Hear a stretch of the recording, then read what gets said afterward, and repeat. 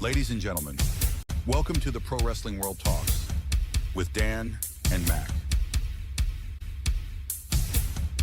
Cobra,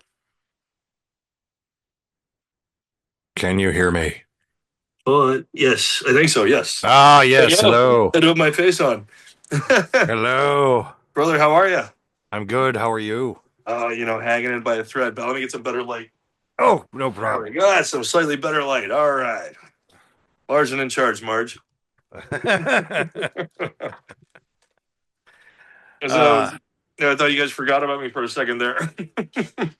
No. I was just because it was a few minutes. I was just like, oh, okay. So I was just like, and then all of a sudden I saw you. I'm like, oh shit! And then I was like, oh, I gotta reset everything. Or is like it. I was gonna say, I did order Uber Eats, so it might be a quick one today. That's fine. No I checked problem. my order. Yeah, I was trying to see if I could join. So I have my laptop in front of me. I'm on my phone right now, though. Okay. I was trying to join from the laptop, and it wouldn't let me in. So I'm gonna see if I can do this differently. The fun stuff of technology sometimes. It's like, when I need it, just work. Yeah. Ah! Okay. Yeah, I know, right? Devil machines. The technology works better than ever before. Let's see if we can do it this way. I know But, we can do like all this great stuff, but then sometimes it's like the simplest little task. It's just basically like the more we rely on it, the more frustrated I get with it. Why isn't the volume working on this video while I'm on the crapper? Ah. That's funny. That's funny. How have you been doing? I've been good. Just bought a house recently, so that's Hey, been congratulations. yeah, That's awesome. yeah. Thank you. It's still one of those things I'm trying to get used to, and also You moved in? yeah, I moved in. The Yeah. expense of everything and is unbelievable. Yeah. Oh no, absolutely. And that's your hobby now, right? Like when you live in an apartment or a townhouse or something, other people take care of the stuff outside the walls. When you own the house on your own, that's your hobby. Now you're always fixing something. Something's breaking down. You got to improve this. Got to clean that. That's your whole life. Luckily, it is a townhouse, so it's like Nice. I still have other like I pay a fee, and they obviously do the outside stuff. But Nice. it's the indoor stuff. It's like I had to have my washing machine fixed. Then Yeah. I had my windows old and small, so I had to get some special air conditioner put in. So then that's cost. It's been just phenomenal. I very much understand. Hey, by the way, I think if you might see, I'm trying to join in. Okay. Also, do you see another join in? Because if Yes, I join in on the laptop, I'll close the phone, and then we can rock and roll with this. This meeting is being recorded. Yeah. Okay. So now it's double. Okay, now it's just one guy. Okay. Perfecto. Perfection. It worked. It worked. Yeah, let's see. Where's my food order at? Hold on a second. I'll let you know what our time's like. They have Uber Eats in Canada. Yeah, we got everything. I was thinking that. I'm like, I didn't know if it was something, if it was another thing that it's like that, but it's it's known by something else. It's Canadian. Yeah, we got everything up here. It's funny. My brother, he is Canadian. Lives in Canada for the majority of his life. He's an American citizen now. And we got time. 12 to 24 minutes. Oh, okay. All right. The old Uber Eats. So he literally asked me the most ridiculous things. I'm like, dude, you're from here. You should know this. It's insane to me. Because he's like, I guess, being a wrestler, you get knocked in the head a little bit and, Right. a little bit of a lifestyle. And, maybe the memory's not the greatest thing in the world. But I'm like, you're from here. You should know these things. So, yes, we have Uber Eats. We got gasoline in our cars. We got McDonald's and online banking, baseball teams. We even have apple pie, brother. Speaking of teams, I was going to ask. I know you're in Western Canada, but are you still rooting for the Canadiens, considering the fact that they're in the conference finals? So Uh, is un-Canadian is what I'm about to say sounds. I could give a shit about hockey. To be honest, pretty much all professional sports. Like I so let me take a step back for a second. I'm a very even keel human being. There's nothing in this life that I love enough to go to an arena and paint my face for. mhm. The people who can do that, can wear the jersey, paint their face, know every name of every player and every stat, and live and breathe by this stuff. Like a lot of my friends are sports guys. I am jealous that I don't care about anything in this world as much as they care about people playing a game that they've never met. You know what I mean? I But feel yeah, no, like I feel like the majority of wrestling fans are like that though with wrestling. Like they're remembering statistics in their head. Of course, they realize it's all a work. Like, yeah. but at the same time, Well, like there's so not so they're statistical with it, which is hilarious to me sometimes. yeah, but like I go to a movie, right? And I'm like, and I remember that Bruce Wayne is Batman, and and the Yes. Joker, and I remember that stuff, right? It's not because I'm like a crazy, Batman fanatic or whatever. It's because the story was good and it left an impression on me. I also know that Harry Potter says Leviosa, right? Because I just Yes. remember that scene from the movie. I remember because it had an impact on me. So I think, wrestling fans, myself included, when we see something that's really memorable, we remember it. You know what I mean? Yes. Like, you know, um, I can't think of anything like overly memorable in recent memory because I think for something to be really memorable, there has to be like a really standout piece of it. Like if you have this like great movie and it's just like this like the whole time, nothing really stands out. You don't remember any one particular cool thing about it because it was just even if it was great, it was all the way up here. It wasn't like a shitty movie down here. It's a good movie up here. It's still like it was too much. You just can't retain it all. But if there's Right. one real big twist, one real big memorable moment, you can have the whole show. You just need that one little jump in that memory, and it'll stick with you forever. So like, we remember. I mean, I'm old, so like, Hulk Hogan body slamming Andre the Giant, which is a body slam. It's the most memorable thing in the world. Of course.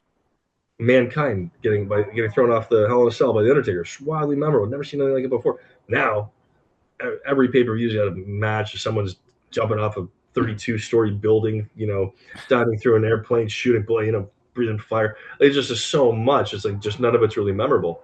I remember Die Hard one. I could tell you a thing about the last Die Hard movie. Nothing stood out to me about that. You know what I mean? I don't think I saw the last one. I think it was the one where the last one I think I remember seeing was and I didn't even want to see it because it was like the fourth one. It was the Yeah, one yeah. with and then they came out with the fifth one, which I did. Everybody was just like, "Don't even say it. Just don't There's even a say it." there's a fifth one. Yeah, it's like he has to go help his son or something. It's just, Okay. it's weird. I Like, don't remember which one. I don't. I remember part two is the one in the airplane, which is whatever. yep.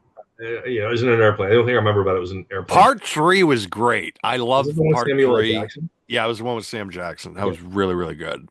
Yeah, so that was And really good. But again, the thing I remember about it is when they made Bruce Willis strip down his underwear, put on a sandwich board sign with a bunch of racist stuff on it, make him walk through yes, Harlem. That's what I remembered because that was like a memorable thing. You didn't see that in, a Rambo movie or The Transporter or The Expendables or whatever. You know what I mean? It stood out. It was different. And I think same with wrestling. Like some of the best wrestlers that I've ever seen. Maybe they're famous, maybe they're not. But they did something that really stood out to me, made me remember it. right. And if you can, and when I do my old production meetings before the shows, I ask people, say, I don't want you to get hurt. I don't want you to like go, shoot anyone in the face or do anything crazy where you're gonna injure yourself. I want you to show me something that I'm gonna remember. Show me something I've never seen before. Right. And the people who really deliver on that, like some people, especially some of the younger wrestlers, and they have a lot of wrestling influences, and they want to go and do like the crazy flip or the underhook this flip driver dive thing and stuff. Those are cool. I love cool moves, but I've seen someone else do it already, and I've seen it probably done better. you know.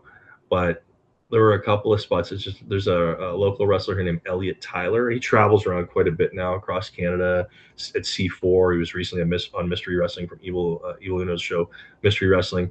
And he is so creative that he can take a simple thing that we all take for granted and make a whole match out of it. And it doesn't matter what role he's playing in a wrestling show. He can be a one-on-one singles wrestler. He can be in a tag team. Hell, he did commentary on one of the shows, and it was the best commentary I've ever heard because he Right. just can kind of really take ownership and really put a lot of thought into what he's doing and make things work. He doesn't take a single thing in the ring for granted. Wildly talented, wildly amazing wrestling IQ. Yeah. I mean, that's something that is a lost art, I feel like, with a lot of guys, because now I just feel like everything is so spot, spot, spot, spot, spot, spot, spot, spot, spot, spot, spot, spot, Yeah. instead of just like letting something kind of breathe and also just trying to tell like a simple story instead of just trying to go for a something that's going to get you over on TikTok or Twitter for about 15 seconds. Let's say if you want to get over on TikTok or whatever with those viral moments, and I'm not one who has done it, but I'll say this is I watch a lot of TikTok. I watch a lot of Right. Instagram stories. If your high spot thing lasts longer than the 10 seconds or whatever that my attention span can last, it's not going to go viral because no one else's attention span is long enough Right. to let that clip go viral online. So tighten that shit up, everybody. But to your point about like, everyone's doing spots on spot and let it breathe. Well, if that's their thing, that's what they should do. I'll give you a quick example. I don't know him very well, and I met him only once. Will Ospreay. I watch his matches. Doesn't Right. matter who he's in the match with. Man, they do a million things. But every single thing is so well done that like it just the match works. Now, could I go do that match? Absolutely not. I don't think many people could. He has a unique ability to pull that type of match off. Unfortunately, people like me who cannot pull it off want to try to do that match. And it doesn't honestly doesn't matter how hard you train, how much you work, how much experience you get, you will never be as good as Will Ospreay in that type of match. That guy has a fucking gift from God. Okay, that cannot be duplicated. Now, likewise, there's other people who can go in their ring and do like their one, TV kind of WWE style move or whatever and get crazy over. Again, Hulk Hogan's a great example of that. Rest in peace, pal. He would do a big boot and a leg. He'd do the thing and the punch and the leg drop, and people go, and he'd do it every time. And I was a good guy or bad guy, he'd do it every time. People go crazy. He do fuck all in there, and he could make that work. And again, it doesn't matter how hard you practice or how much experience you get. He had a gift from God to be able to pull that off and do that. It They dep obviously these guys both trained hard to do these things. That's not what I'm not taking that away from them. I'm just saying like they managed to figure that out for themselves with their natural abilities and the training they did. There's other guys I know that look like shit that are 4 feet tall and think they can get away with a big boot and a leg drop and get, oh, no, Hogan gets away with it. Why can't I do it? It's like, because you're not Hulk Hogan. That's why. no. Yeah. It's I think it's hard for I think fan bases now, especially when they try to compare and contrast. Because of course they look at WWE and they think, well, of course, because if you watch WrestleMania, it's like, well, I watch my wrestling for the commercials. It's I think the hard part for it is there's a lot of purists like myself. I do like a decent long match, but then at the same time, it's like when there's 600 kickouts after 300 after 600 finishers, and Yeah. then just a simple roll up ends the match. You're just sitting there and you're like, what? So What was what I that? think you're seeing there, and I guess like different people, like based on their level of how much wrestling they consume and kind of how educated they're. Like you're wildly educated with wrestling, so you're going to see Yeah, things from an expert aficionado level. A lot of great podcasters out there do, and um, so you're going to see that. But say the average, let's say a kid who's new to wrestling and falling in love with it for the first time the way we did, right. they don't see that. They just think, No, oh man, that guy's cool. I love whoever. But what you're actually seeing when you see that match and they go through all this and they want to play the role, you're seeing guys trying to figure out something. They're still learning. You can be the highest paid wrestler in the world on TV with the most airtime. You're still learning, and you're still trying to figure stuff out because just because it works for you today, it makes you popular today. Nowadays, you got to keep getting better and smarter and evolving more. So many great examples of this. that are super famous. Like even Hulk Hogan had to evolve and adapt to who he was. Jericho, Edge, Jericho, yeah, and even or on Cope. Adam Copeland, a phenomenal example. And in so many ways, he's always kind of who he is, but he's always just giving himself he's John Wicking himself.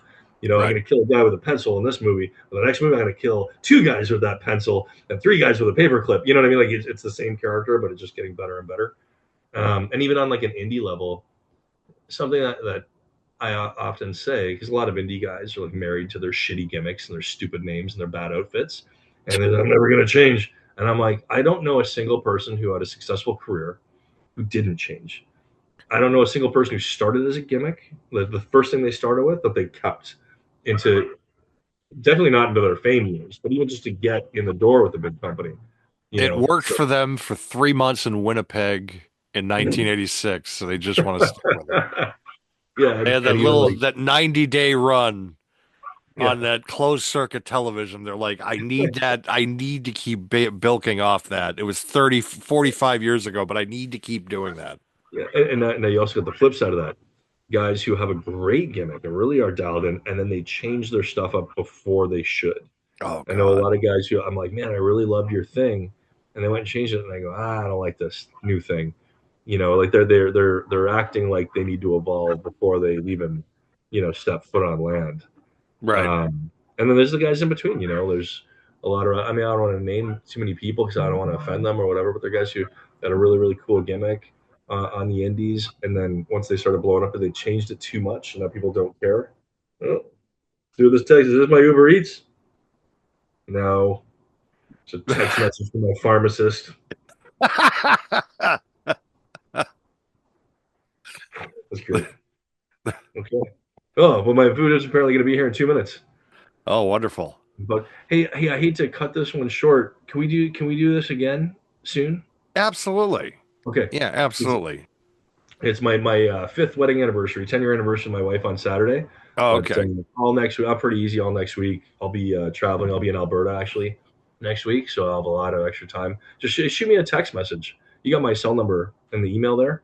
Yeah, just send it. Just reply that back over with the phone number. I'll take and it's literally in my email signature there. Oh, just okay. Just let me know who you are when you text me. Say a lot of weird. I get text messages from my pharmacist. So yeah, no, I understand completely.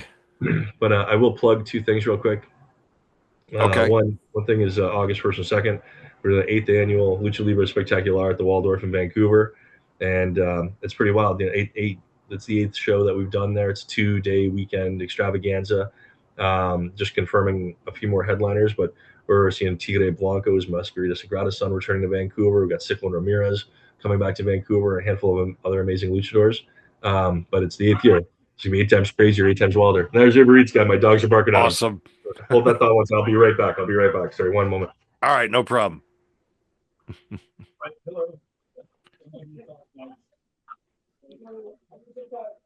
The suspense for me is what exactly he's ordering. Yeah, I got my Uber Eats right here. It's McDonald's. My wife and kid are outside, so I get wonderful. to be a fat cobra and eat 20 nuggets and three cheeseburgers. There you go. Good old McDonald's. Thanks so much, brother. Hey, Cobra, thanks again for being a longtime friend and coming on the program as always. Yeah, absolutely. I owe you guys a lot of favors and stuff, and all the support, for a very long time now. It's very much appreciated, and I hope we get to reciprocate it. Get to absolutely here and there. All right, thanks, brother. All right, have a great one. Enjoy the meal. Cheers. Thank you. Have a good one. Sure. Bye.